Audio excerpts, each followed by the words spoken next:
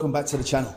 In this video today, I'm going to give you 5 stretches that are going to give you the most optimal kind of improvement in your karate. If you do these on a regular, consistent basis over a period of time, you are going to see a dramatic improvement in your karate or your martial arts altogether. It's going to take very little time because I understand, of course, that not everyone has all the time in the world to do 15, 20 different stretches every single day. So this is going to be a condensed stretching session, or stretching ideas at least, where you can do these maybe every day if you want to put them in like that, and you'll see a big improvement over a relatively short period of time. So those that have been following my channel for a while would have seen most of these stretches that I'm going to give you today. They're kind of the ones that I like to do, that I feel give me the most benefit for the least amount of effort, I suppose. It's not really effort, but at least the amount of time invested. So I can do these, before every session, when I'm feeling like I need to have a little stretch, and it'll help me out to kind of open everything up. And the 5 stretches are going to cover all the areas that I feel are important for karate specifically, but of course that then translates to all other martial arts as well. These are going to be the hip flexors and kind of a forwards opening of the hips this way, the mid and lower back rotation this way, the shoulders, the ankles, and the groin and inside of the legs and hamstrings, these kind of areas. Okay, so these are the areas that I'm going to cover. It's going to be very quick, and the first one is this one here. So I like to get into a lunge position from here. Back knee can rest on the floor. I lean forwards because what I want to try and do is get my knee to go beyond my toes this way. Okay, because what I'm getting here now is a stretch in the hip flexors of the back leg, the one that's extended behind me. I'm getting a little bit of a stretch on my calves as well here, and my ankle as I'm trying to push over that position there. And then I'm going to take my front hand, open my hip up a little more. So I can take the foot out slightly to aid that. I'm going to push my knee outwards. So I'm opening my groin. I'm going to take the opposite hand and throw it round in a slow circle this way. Okay, and as I do that, I'm following it with my head. So everything is kind of open up. And I feel like I'm prizing my body open with this hand here on the knee. And then this hand is stretching as far back as I can. So I'm rotating around there. All right, so again, from this position, the knees pressed over the toes as much as possible. Front hand is pressing the knee outwards, and I'm coming around with that stretch, or that arm, and I'm following it around with my eyes. Nice twist in the upper back, twisting, opening up, pushing against that front knee still, and come round. That makes 1 repetition. So as I bring my arm around, I count that as 1. I would usually go 6 or 8 times. It kind of depends on how you feel really. And when you feel kind of opened up or stretched enough, you can move on. Make sure, of course, that we do both sides. So as I said, we're going to be covering the ankles as well. I mean, the last stretch it kind of hit a lot of areas really. So that's quite a nice movement to open up with, to be quite efficient with your time. So the next one here is going to be more of a deeper ankle stretch or calf stretch. So what I want to do is get close to the wall, push my toes, or get my toes so they're facing straight into the wall this way. Okay, I don't want to open them up at all really, give any angle to that. I want to have it straight to the wall, and I want to press into the wall this way. So I'm just putting a bit of weight forwards, but really my feeling is pushing that heel back into the ground. And from here, I can lean into the wall a little bit closer. And to intensify that, I can then bring the back foot up on top and try and push my hips downwards into that stretch here. Okay, I don't want to have my hips sticking back because that's releasing the calf. I want to be pressing straight into that position here so we get a nice stretch in that ankle. Now, what we can do from here is to take it for a range of motion, so we can go into that stretch and then come up into a calf raise. Come down, come all the way into that stretch at the bottom, and then come back up into a calf raise again. So down, push that heel to the floor, and then raise up. To increase the stretch, we can come further from the wall, so we get an even deeper stretch in the calf. To reduce it, we can come closer to the wall. But important point really is to get that hip forwards. Yeah, we don't want to have the sort of hip sticking backwards this way. Again, with the calf raises, 5, 6, 10 reps, whatever. The number of repetitions is not overly important. It's more about the motion and getting the body mobilized. Just a quick mention on my partnership with Art Martial Clothing, a martial arts inspired lifestyle brand. They sent me a new hoodie, which is a really nice design. I think it's my favorite one so far. Really nice to train in. I'm going to put a link in the video description with a discount code for first time customers. They also have an offer where if you spend over a certain amount, you get a free t-shirt as well. So check that out. They're helping to support the channel. So have a look and show your support. So next we're going to take care of the shoulders. I've done this quite a few times on this channel before as well, but I think it's a great stretch. It's really, I've been using it for quite a few years now in the gym for improving my squat rack position and overhead kind of movements, but also to improve my shoulder mobility and range of motion for karate. So we can either use a belt or a resistance band or even a towel or something like that.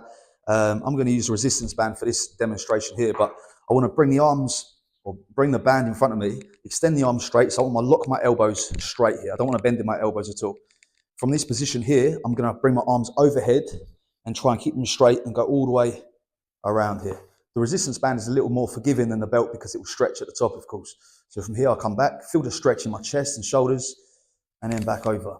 This is really nice to open up the entire upper body, really. I do this quite often before karate, and also, like I said, in the gym, before and after a chest session or a shoulder session, and a squat session as well. You know, like I say, the squat rack position where I'm getting under the bar and trying to get my elbows and shoulders back. It's really nice to kind of open up the shoulders and chest for that position. Yeah, these are called shoulder dislocations. So what I'm doing again is I'm here, going over the top and back. You can do them a little faster, or you can do one arm at a time. Here, just to sort of change that stretch up. I'll do a bit of both really. I'll just mix and match. So I'll go a few of these and I'll come over the top here. A little bonus one while we've got the band as well is we can just hit those rotator cuffs and rear delts a little, just pulling out this way, just to fully warm up that warm up those shoulders and upper back a little bit. Now moving on to the next one, to the fourth one. I like to use a weight for this because that helps to keep me over the, the back foot, as I'll show you. But this is called a Cossack squat. So I'll start with my legs apart this way, toes pointed out slightly. And what I want to do then is sit over to one side here, okay? The weight is keeping me from falling backwards from here. So that's a nice ankle stretch and drive back up. It's hitting the ankles on this side, getting some range of motion around the ankle joint there, but predominantly it's hitting the hamstrings on the extended leg. So again, I'll take the weight and I'll sit down to the side and I'll just kind of let the weight pull me down. Okay, we don't need to use a weight, but for me, I just prefer it. I'll just come down here, sit nice and low into that position and drive back up. I want to keep my toes facing the ceiling in order to fully lengthen the hamstrings underneath there. Okay, coming back up and coming back down again this side. Okay, so we can alternate sides. We can make all on one side, and we can use a weight or we can not use a weight. But this is one of my favorite stretches as well, to open the hips up really nicely for kicking. And after doing it, I feel very flexible and ready to go. So the final stretch, I'm going to come down to the floor for, as I said, it's going to hit the mid and lower back and kind of improve that torso rotation that is so important in all our kicking and our punching. So we're laying our front this way, okay? I want to bring my arms out to the sides, and from this position, I'm going to try and take my opposite foot over to my opposite hand. So I want to push over here and let the upper body just rotate with it. Let the weight of the leg twist my back or stretch my back there. I can kind of just rock into that slightly if I want, and take a deep breath. I want to fill the lungs up and just breathe out and allow that stretch to go a little deeper. And then from here, I can come to the other side. Same thing. Ideally, I want to try and keep this shoulder on the floor, but I allow it to move if I feel like I need that for the stretch. So this way and back down again. And I'm just pushing over to one side. Also, as a added bonus, as I'm keeping my shoulder flat on the floor, I'm getting a nice stretch in the shoulder and the bicep as well. So I'm coming this way and just coming over, stretching that lower back. From here, we can also just push up into an arched position, just get that stretch as well. We can bring our hands nice and close to extend that a little higher, or we can bring the hands further away to make it a little bit less intense. But nice little stretching motion there to kind of open the back up, maybe alleviate some back pain as well. Bonus tip as well. If you have the time, so you've done your 5-10 minutes of work, now's the time when you're feeling very mobile and opened up to start practicing some of your kicking movements. And just stay very light. We haven't got to be heavy or nothing, just kind of nice, light kicking actions here, just throwing things out, just practicing motions and just working through those motions there, just keeping yourself nice and fluid. Yeah, so you're just making use of that kind of slight temporary increase in your range of motion to improve your kicking technique. There you go. There's 5 movements there. They're not all stretches as such. Some of them are kind of more mobility type, moving, flowing drills. But they would take probably 5 to 10 minutes of your time. So a little bit of a warm up, get your body moving about a little bit, but you can just kind of gradually move into them really. If you've had if you're doing it later on in the day, your body's probably warm enough for that.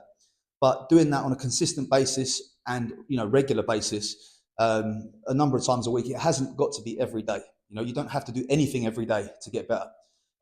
In the end, that's going to lead to burnout. So I would sort of say maybe 4 or 5 times a week would be perfect for this. You will see benefit if you are intentional with these movements. Intentional meaning I want you to kind of feel like you are progressively trying to improve the range of motion each time you do it. Without pushing too hard and causing injury, of course, but gradually trying to work into that motion a little bit deeper or a little bit more movement every time. Okay, so if you enjoyed this, please consider subscribing to the channel. Thanks for watching. Leave me a comment, tell me what you thought of the video, and I'll see you next time.